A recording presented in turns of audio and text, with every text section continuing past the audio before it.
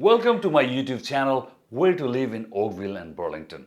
This channel is dedicated to all things real estate. And today, if you are in real estate for the very first time, never transacted, this video is for you. And we have a brand new consumer here with me. She's Snezana. She's never transacted in real estate and she's got a lot of questions for me. So let's start. Welcome to this channel, Snezana. Well, thank you so much for having me. I do have a lot of questions. So let's start with the first one that comes to my mind. So I'm thinking I'm a brand new consumer, either buying or selling. What are some of the things I'm protected?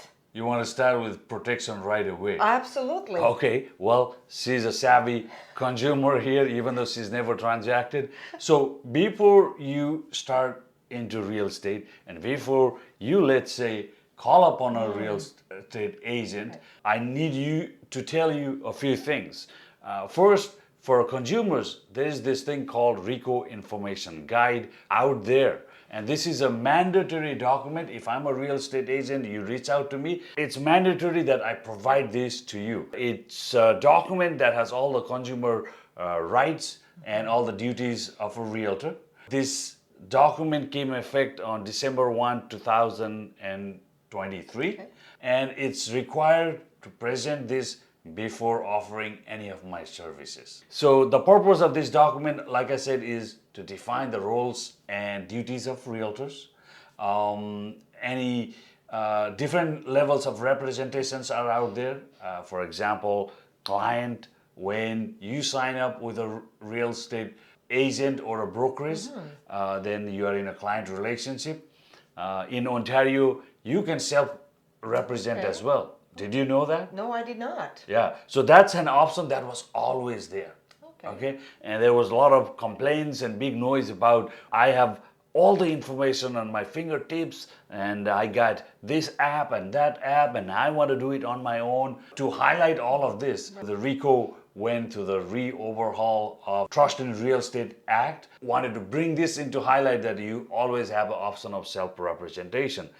Self-representation essentially means you are on your own. As a real estate agent, I will provide you all the information that you want, but I will never guide you. I will never provide you, expert information that, are private and confidential. So you basically will have to run it on your own. So this documentation also clarifies those relationships.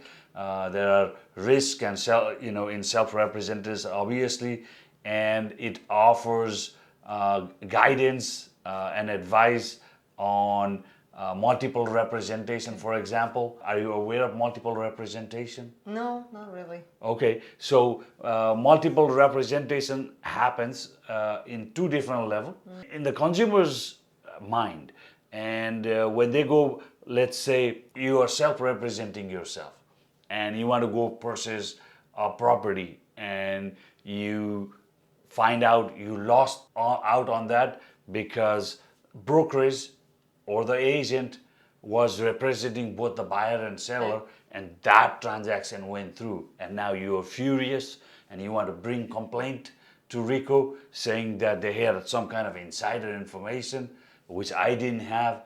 One of the reasons why this document is out there that explains you what a multiple representation is, before all of this RECO overhaul, I could represent a buyer as a seller would be a client because I have a client relationship with seller. For a consumer, I only provide customer service, and I could represent you, I could represent the seller. But not anymore. There's only two representation now. There's no customer service. There's either client or seller representation. So when you sign an agreement, and something I want to make sure everybody understand is when you sign agreement, whether it's a listing agreement or a buyer representation agreement, this creates a agency relationship. All these documentations are always signed on the behalf of the brokerage. You never sign an agreement with Roshan, for example, or a realtor. Your listing agreement, buyer's representation agreement are always signed with a brokerage. Okay, and there are two types of representation that's out there. One is at the brokerage level, which means if the brokerage has 200 agents, they represent you in the same manner with fiduciary duty towards you. And then there's a designated representation where you will say the brokerage is ABC company, Roshan Basnet is the broker, so he represents you as a designated representation. So all other 199 agents from the brokerage are not representing your interest, only Roshan is. So these are two different agency relationships that has to be explained to you before you sign any of the documentation. It's our fiduciary duty towards you when you sign an agreement to provide you with the highest level of service. We listen to you, we follow your instructions, and anything that's confidential, we keep it to ourselves. It's never been, shared with anybody until you give us directions on what we can and we cannot share. And I keep hearing the same word RECO, and it's good that it's all that in there. But what is RECO? What does it act as? Oh, I mean, that's a very good question. RECO stands for Real Estate Council of Ontario. It's a regulatory authority. It's been put in place by Ontario government to oversee real estate. Okay, and this has been in place since 1997. It's nothing new. They oversee all the real estate transaction activities, the realtors activities. Most importantly for consumers, the financial protection is where you get the most, because RECO oversees what's called errors and omission policy, insurance policy. So all real estate agents, to be in good standing, have to have errors and insurance policy.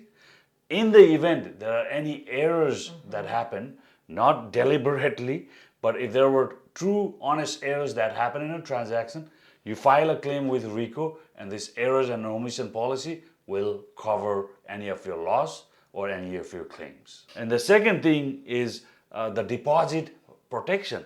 So when you buy a property and you give out a $50,000 deposit, you need to know that that funds goes to a trust account, separate from any of the funds for the brokerage. In the event the transaction falls through or something happens, the fund needs to be returned back to you, that the brokerage did not spend it and there's not more money.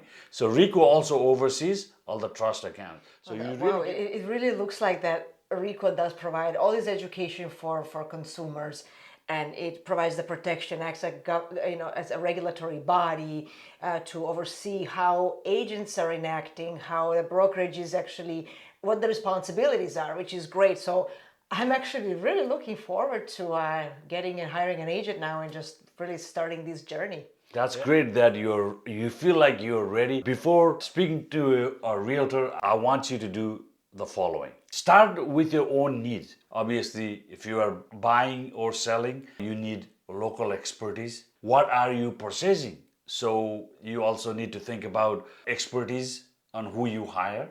Okay, someone who is very expert in downtown condos versus a suburban single detached family home are two different skills. Okay, you want to really have a location in mind. A local agent know this, that they know the local expertise, and you want to research potential agents. You obviously are going to ask for referral. Maybe you ask your dentist, maybe you ask your doctor, or you ask your dog groomer, or your friends, families, neighbors. Ask who they know, and you can search on Google. Okay, check out their credentials. Again, we're back to RECO. Go to the RECO website. If somebody gives you a name, check to see if they have any disciplinary action against them. See if they have a license in good standing. Okay, this is something you want to do. And you do want to evaluate expertise, their track records, market knowledge, any level of specialization. Then you want to schedule interviews, and I always say interview 3 local agents, right? So if you're in Toronto and you're about to come to Oakville and Burlington, just pick Roshan as one of your guy, and two others who you want to choose. And so when you are choosing a realtor, know this, that some realtors are solo agents. In other words, they are on their own. They make their own decision. So I'm a solo agent, which means that if you and I are talking and there is any level of decisions that has to be made, I make it very quickly, right on the spot. I don't have to run it by my team leader or my broker because I run independently how I run my business. Also know this, that when you're hiring a solo agent like myself, it's a one-to-one relationship from start to end. I am your point of contact. Okay, so you also want to know an agent, whether they work for a team or are they at the brokerage level. If we're talking to a brokerage and you see there is a cascade of 30 agents under them, you make sure you ask the brokerage who is the agent that I'm going to be working with. They may have a one name brand, but it's the fact of the matter is the agent who you hire matters, because that's the agent that's going to be providing you one-to-one level service. Just like they say, people or employees don't leave the company, they leave their bosses, and it is very true in real estate. Is who you hire matters. I know you mentioned something, sorry to interrupt you, that you mentioned the agent, solo agent, and you're making decisions. And then, but what is your brokerage role then? Oh, very good question. Nobody has asked this actually. Brokerage is also very important, because if, pardon my language, if shit hits the fan, it's the brokerage that you want to have full faith in protecting you. Okay?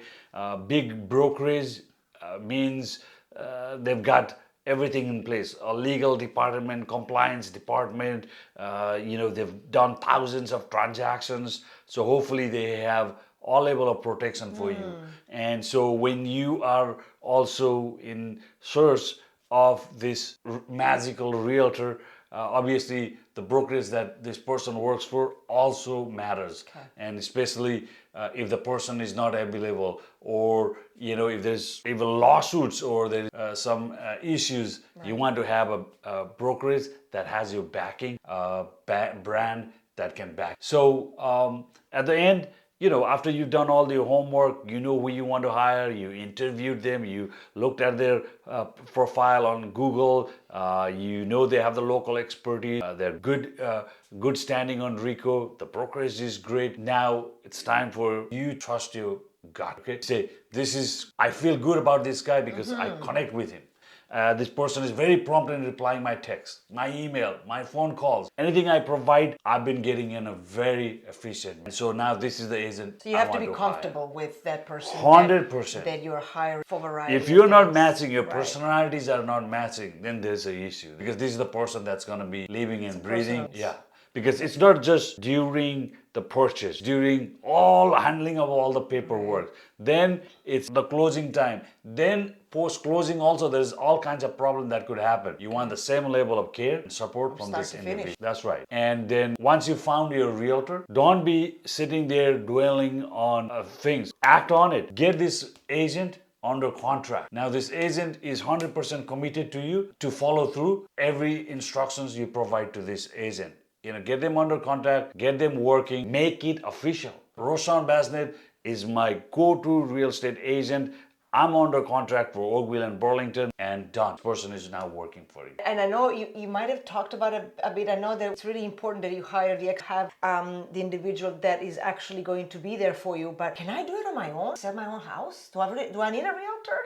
That's a great question. If you have expertise, have experience, if you transacted real estate before, why not? However, real estate in Ontario in general is complex. Complex in so many ways. Not just a different level of contracting, but for example, simple as heirs and omission policy. You self-represented yourself, you bought a property and you didn't do proper due diligence, or there was misrepresentation, things like that, you are on your own. Now you're going to hire a lawyer, there's a claim, all kinds of things are there.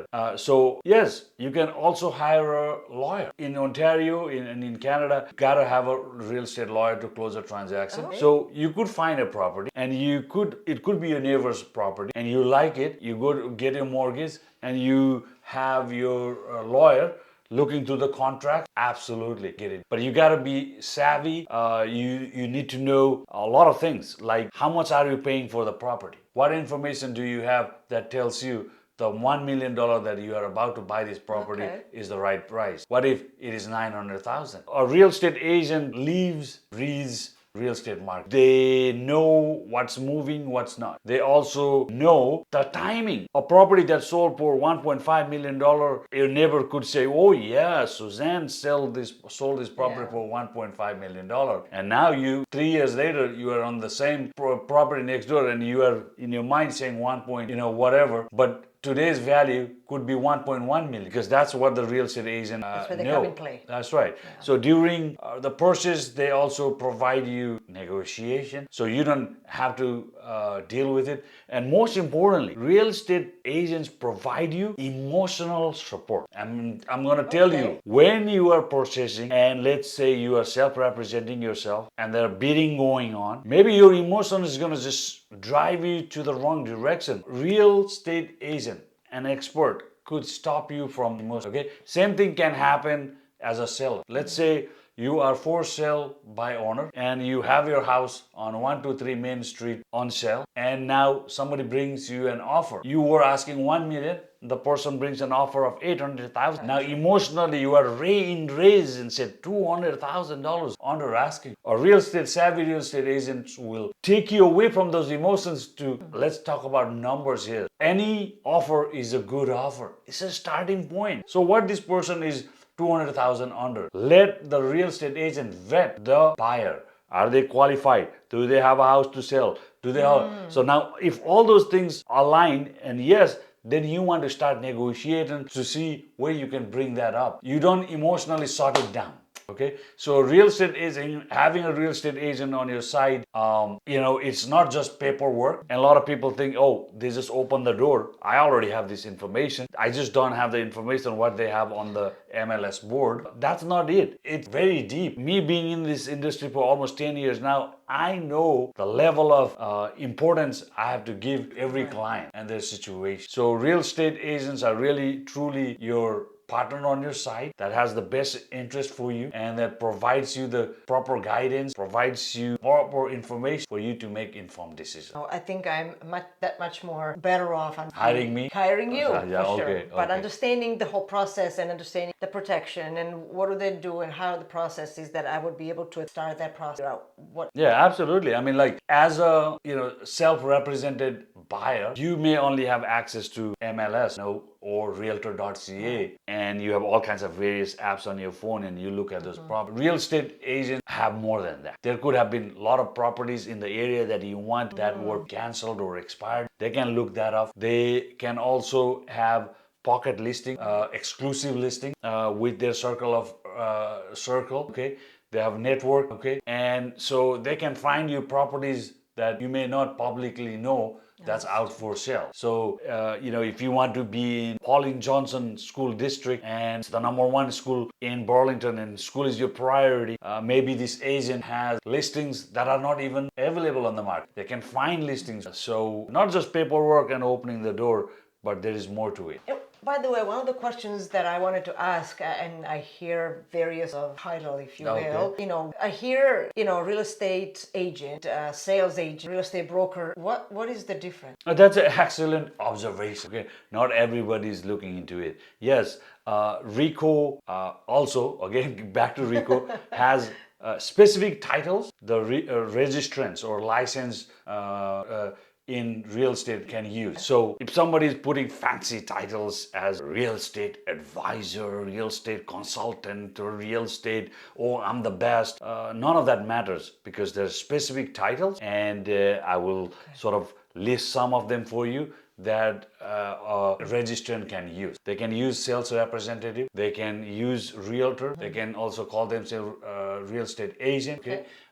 Then real estate broker or broker. But the main difference between the one group, which is the broker, versus these all other titles that are sales representative, realtors, real estate agents versus the broker. The main difference is brokers have minimum of 2 years of real estate experience, that they have done transactions. They have also done all the educational requirements to become a broker. So when you're dealing with broker, immediately you know their experience and also they have higher level of education. But in terms of trading in real estate, buying and selling, whether commercials or residential, all these title holders can provide you the same level services. It's just that brokers have higher educational background, experience, and plus, once you have a broker license designation, you can also own a brokerage. So some people could be a realtor for 30 years, but they never jump to broker because they never cared to own a brokerage or run their office. So they are like, I'm licensed, I'm equally capable, and I can do the same level of, provide the same level of service work, so I don't need to go it. Some go ahead and get their broker license. So that's the main distinction between the two. Thank you. Yeah, but if somebody is using very, very fancy titles, you do want to ask them, hey, are you a broker? Or what is your title? You know, real estate consultant, real estate advisor, real estate, I'm the best guy. Thank you. You really need to vet all of that. So great. Those are wonderful information to know how my rights are protected. One thing that I remember you mentioning is around filing a complaint. What does that mean? Okay, yeah, excellent question. So when you're working with an agent, this document in fact also helps defining expectations. Let's say you are under contract with an agent and your expectations are not met, or you have complained about the agent's professionalism, perhaps not so ethical in some ways. You feel there is, something not right. I just don't want to elaborate and say these are the examples of that could happen, but there could be many things whereby you're not happy with. And so this is how there's a process by which file these complaints with RECO, and RECO investigates. If there are any issues found, there is disciplinary action. Agent, their brokerages can be fined. Educational requirement could be imposed as well. Yeah. So, essentially this RECO information guide is presented to consumers for them to read and educate themselves, and also to ensure that they understand what they are getting themselves into. So guys, thank you so much for watching this video. This was really a real estate 101 for someone who has never transacted real estate, and also this could have provided you clarity, even if you have already done real estate before, provided some clarity around RECO body, different titles, what are the roles of real estate agent, what does self-representation means, so on and so forth. So hopefully this was a valid conversation. We will be bringing more of this going forward. We could have next one coming up, which would be, hey, I'm looking to move up to my property. I have a condo and now I want to buy a single detached family home. How do I start? Where do I start? Maybe that's a separate coverage we will do. So Snezana, thank you so much for coming to my channel and being my guest. So until next time, see you again.